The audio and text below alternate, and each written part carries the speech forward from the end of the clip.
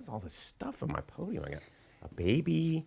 Yeah, beads. dude, we got beads, we got a baby. We're talking Mardi Gras. Chef Maudie is here. Yeah. Yeah, absolutely. Well, cool. Well, I'm not showing you my goods. Well, But do I get to keep the beads? You can keep those beads. All right. Stick around. That's happening later. Dance like the moves that you're doing on purpose. Sing like a singing on key.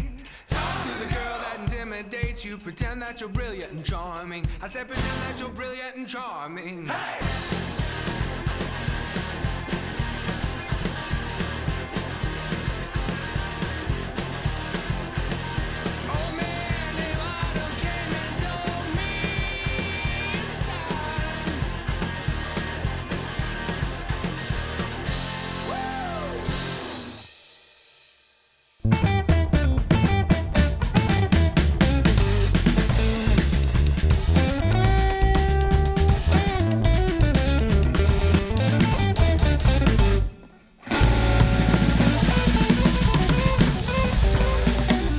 Yes, everybody, welcome in later with Jason Suel. So glad that you are tuned in. The band sounds great. Bo Counts is here. I know. Feels like it's been a minute. Well, you know it has because It was a year ago. for our viewing audience, this is our first new episode of 2025. We did a few reruns back in January. Here we are, though, and 2025 is here. It's 2020. Like, this is the year. I think we were supposed to have like jetpacks and hoverboards. Yeah, and, Terminator, I think. Terminator was supposed to show up, you know, and then Yeah. kill us all, and then Skynet. I'm pretty sure Skynet activated last year. It did. According to the sci-fi timeline. 100%, 100%. So the future is now. There's It is. animatronics Beware. everywhere. There's AI. Our cameras are animatronics now. They're like, it's wild. It's wild. What are you looking forward to this upcoming year, Bo? Not being killed by AI. That's number number one. one. Yes. Number two is, I just want to get the year off to a restful start. Oof. You know, the end of my years are always so stacked. And Yeah, so because you've got Halloween, then you go right into holidays, Christmas it's and New madness Year, for and me. But this January, February, I just want to be chill. Just dude. chill out. Just chill, man. Do you have any vacation plans that you're looking forward to, or any conferences, Bed. pinball things? Yes. I just want to catch up on some. Yes. Like, it's weird because I don't get to watch a lot of shows. Sure. Like, the only time I ever watch media is when I make my effort to go see a movie on Sundays. But I want to like sit on a couch. Yes. Like, that sounds You know so what? I think a neat. lot of our viewers also would agree with that. We're glad they're sitting on their couches right now checking out the show. We got a fantastic show lined up for you. Our celebrity historian friend Raffi Andonian is joining us on this one. We're talking about the history of beauty pageants because I don't know if you know Northwest Arkansas, but Miss America's Teen is from right here in Northwest Arkansas. Rogers native, goes to Bentonville High School, Peyton Bowling. We're going to be talking about all of that with Raffi a bit later in the show. And we've got the musical stylings of the amazing band Katsu joining us. Cannot wait to hear their sound a bit later in the show. Right now down there at our chef's table, we're going to kick it over to Chef Maudie Schmitt joining us from Cafe Rue Orleans. What do you have for us, Maudie? We got some Mardi Gras pasta because you definitely want something cold to take out to the parade route. Very colorful, purple, green, and gold. Awesome. Yes, Mardi Gras season is here, everybody. It's going to be delicious down there at the chef's table. We've got all of that fun packed into tonight's episode, so stick around. It's all happening later.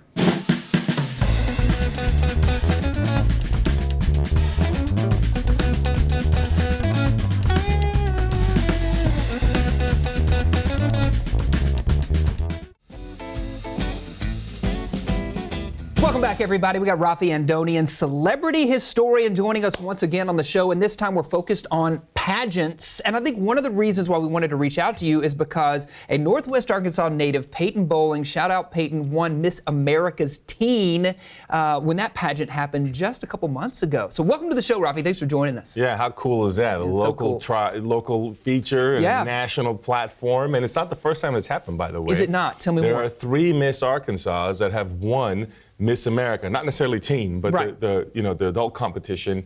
And not long ago, in 2016, there was one, you might remember, from NWA, actually from Fayetteville specifically. Yeah. So it's a tradition of people coming out of here going on to win Miss America. I know, man. We grow them good around here, you know? And you brought us some crowns today as well to celebrate, right? I figured, exactly. I got to put on my beauty crown as well as a celebrity historian. I thought it matches the pink bow tie well, don't you think? Perfect. It's perfect. Yes, Bo, you have yours on. Does it fit? I'm getting there. You're the king of late night TV, really. I'm just here. Sitting on the hair. Yeah. So how far does this go back, Raffi? Pageantry and folks competing at that level. The way we think of it, it goes back to the 1880s. And think about it as something that you would see on the coasts, in the beach, resort towns kind of thing. And it kind of makes sense because if you think about beauty pageants, a lot of times, you know, what gets a lot of attention is a swimsuit contest, right? Sure, yeah. Which actually has been de-emphasized in recent years and more towards fitness contests. Yeah. But over time, that's often what we've thought about. Sports Illustrated still has a swimsuit issue, like it's a version of that. But the way that Miss America really begins, particularly, is in the 1920s. That's when you have it kind of take hold and start to take off. It starts in Atlantic City, again, a coastal beach town, a lot of entertainment with the casinos, etc. When it started, was it just specific to kind of one region? We called it Miss America probably, but was it nationwide? So it was trying to be nationwide. So it was not called Miss America in the 1920s. Okay. It started to adopt that name over the years into the 1930s. So it was not Miss America the first time. Right. But the reason that one gets a lot of attention and becomes much more national is because the New York Times had a story that said that 1,000 bathing beauties got together in Atlantic City for this pageant. And so that story helps make it national. Also think about the period in the 20s. The roaring 20s that we think about, right? A time where you have the it girl and you have a lot of pop culture nationalization and icons. So it makes sense that this takes hold then and becomes, I would say, to some extent regional. You can say that. It's not necessarily the first time that they're trying to get someone from every state. It's not as organized the way that we think about it, but quickly does become a national thing the way that we're thinking about. And the other thing to think about in that context is shortly after women got the right to vote. Think about in 1920 that happened. So when you think about Miss America, whether it's back then or today, there is this sort of ideal of womanhood that's represented in there. So that's why today, for example, when you look at the contest, it's not just how good you look, it's talent that you have, right? It's what causes that you take on. You're supposed to represent how accomplished you are, your resume. Yeah. You're supposed to represent a complete woman. So I do think that sometimes we can look in Miss America and these contests and see a whole person. Now back then it might be a little bit different. The whole concept of bathing beauties is literally what they were called.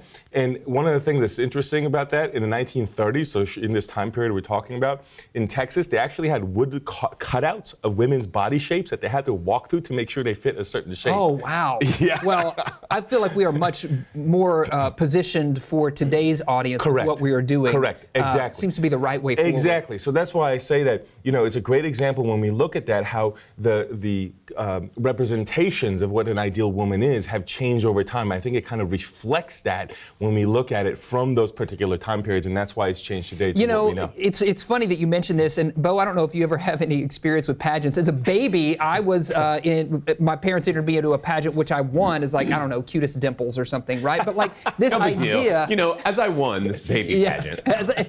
But the idea of pageants kind of breaks out of just being a pageant focused on one particular thing, and now we've got several different kinds. I don't know, Bo, I'm just kicking it over to you. Have you ever competed in anything like this? No, because if you think about it too long, it's a little weird. I mean, baby pageants, Jason. Yeah, it's weird. I didn't enter it. Pushing these dames through the cardboard cutouts or whatever. It's kind of wild when you think about it. But dog shows, maybe. It's just let's all just be awesome. Yeah, and I've had the opportunity to visit with Peyton, who, again, Miss America's teen, several times, and she always talks about the camaraderie between those that are competing in the pageant together, but really they form kind of a sisterhood, and they're all there supporting and uplifting each other, and I think that that's really wonderful to see. I think that's really cool, and I've noticed that too. I happen to know this year's contestant from Miss North Dakota who was in Miss America. Her name is Sophia Richards. She's someone I see on television also. She's a really wonderful person, very well-rounded person, very talented, as you point out. And she was talking a lot also about the camaraderie that they experience. And you look at her social media, she's always talking about the camaraderie that they experience. And I think it's really cool. Think about it, because now you're going through this experience together for, you've all over the course of a year been going around your state, doing media appearances, doing good things in schools and contributions. You've all taken on a cause, and then you go to this week-long event in Miss America, do this event together, spend time together, they room together, do various activities together. and of course continue beyond that to carry on their cause across the country. So I think it's a very bonding experience. And another thing I got to mention before we let you go is kind of they all have a platform, no matter what that might be. Maybe it's a nonprofit they're supporting, or maybe it's kind of a civic engagement that they're going around. I know that's Peyton's as she travels around the state and the nation now working in schools. That's what I mean by they pick up a cause, and I think that's so important because it brings attention, it brings money, it brings research, money towards contributing. And a lot of these women also, they get scholarships as they win different things, so it helps contribute to their education. Again, continuing the well-rounded aspect that we're talking about. Now, one of the things that's important also locally, think about Miss Arkansas, there's a Miss Senior Arkansas, which connects to Miss America Senior. There's also that for age 60 plus. That's right. So again, it goes to show you that at different age levels, there's still the new way of looking at it is accomplishing the well-rounded person, and there is a history to those, and part of the history to that is not just how it began, but the rebellions against it, and then reshaping. And always remember that what we're seeing there is reflecting what we see as the ideal woman, and what ideal woman has changed over the past century, as has then therefore the title of Miss America. Yeah, it is always kind of evolving and changing and shifting as we do as a culture as well. Well, thanks for filling us in. Fascinating history that we have here in this nation with the idea of pageantry. So thanks for bringing that to us. Stick around. We do have more fun. It's all happening later.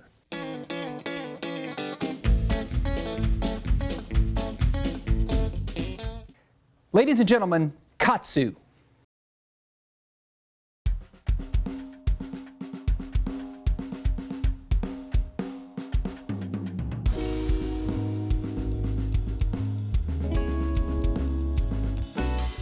You're my starfruit.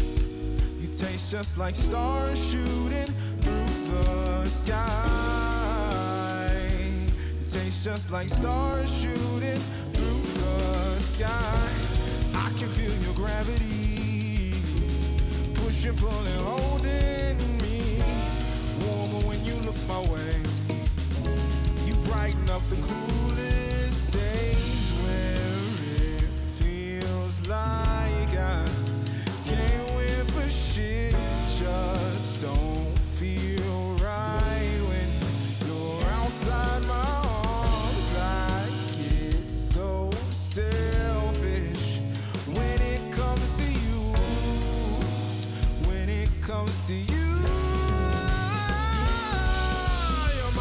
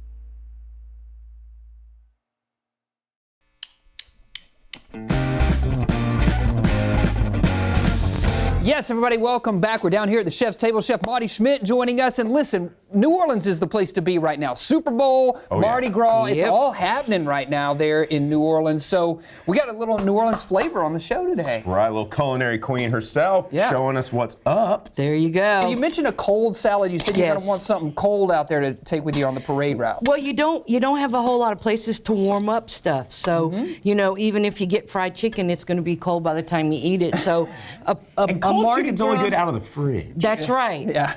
Mardi Gras pasta salad is a great thing because last night I prepared all this, sliced and diced, got everything ready. And the only thing you have to do in the morning when you're trying to get out there to the parade to grab your spot is just put it all together. Mix it up. It's really easy. Crack open a Tupperware. There you get go. A fork or a hand. There you go. I love that it's the same colors. I know you got yellow, green, purple, orange, green. purple. Yeah, That's it's everything you would see. Purple, green, and gold. And then because it's New Orleans, we got to have a little spicy ranch. Okay. Ooh. Okay. That's a nice touch. And so that's going to add, that's it. It's going to jazz it up. Yes. Okay, and so kind of give us an overview of people who haven't been out there to the parade before. What do you expect? Yeah. Like, we're not going to see any stuff. Oh, you might. You know, people do crazy things for beads. Yeah, true. that's right. This They is true. do. Yes, How long they does do. the parade last? It's like several days, isn't it? Well, the parade actually It's a long is parade. about maybe 50 minutes to an hour, depending on the route. Yeah. Okay. Yeah. So if you start way down by the zoo, by Audubon Park, and you come all the way into the Superdome for your ball, it may take 2 hours. Yeah. But there's hundreds of thousands of people out there waiting for these guys. Those beads. Those beads. These beads, Those baby. beads. So Yeah, I've been that's to New right. Orleans several times, so I've never been during the Fat Tuesday New Orleans Mardi Gras. Yes. I've never been. I've always been kind of afraid. Yeah. Beads. Afraid of. Oh, just the craziness. Yeah, it can get crazy. There you go. Yeah. Hey, Yours we're ready. got a little cake no, on it. Got a little cake. There we go. Not anymore. gonna eat There you Delicious. go. Yeah. Yeah. Oh, speaking of cake. Yes. Like, I see you got some little mini king cakes there. Okay. Yeah. Mini king cakes, Maudie. That's a a little new bit different. thing. Yeah. New thing this year, especially in New Orleans. And at Nellie B's out in Elkins, Miss Danielle, Miss Priscilla, mom and daughter. Oh, they're awesome. They're making them. They're making minis. They're making small, mediums, and large. You can order a couple of days ahead of time. That's where I'm going to get my king cakes this year. Really good. This one's stuffed with cream cheese filling. They have a praline. They have a plain. And I think they have maybe a buttercream. Oh, wow. What's the traditional? Is there a traditional one? Traditional is kind of cinnamon. It's almost like a cinnamon roll. That was always my favorite thing growing up because when I was a kid, I used to live in Shreveport. Yeah. And right around this time of year, they would bring king cake for us to eat. And back then, the baby was just in there. So it's like, if you choke, and that's on you.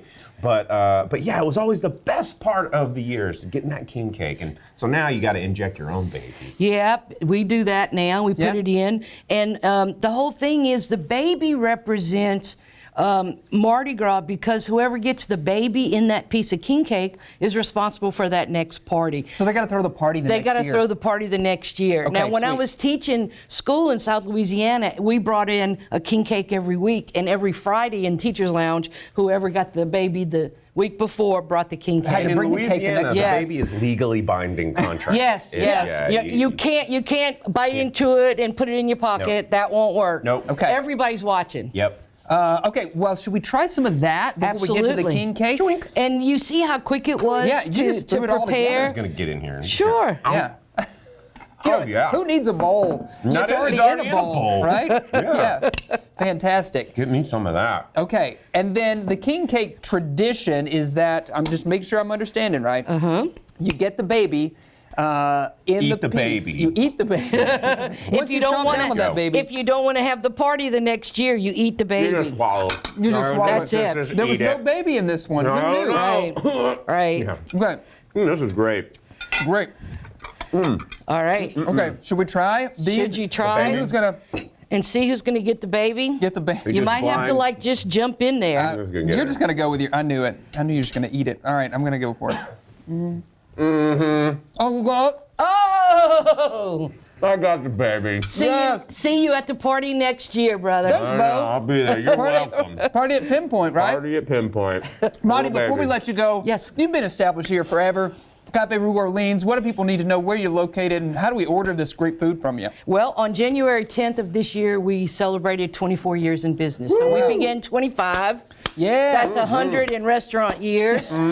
Yes. And it we're is. at 1150 North College. We have undergone a few little parking lot changes. Things have changed, but business is good. Business is strong. It's actually Come easier to see us. park there now. Well, Absolutely. yeah, that's the 100%. thing. My restaurant would be half full and the parking lot would be full. Now the parking lot's full, the restaurant's full because we have more space. Awesome. So give us a shot. Yeah, for sure. Thanks for joining us, bringing this great food. Absolutely. Full New Orleans flavor. You stick around. We got more fun happening later.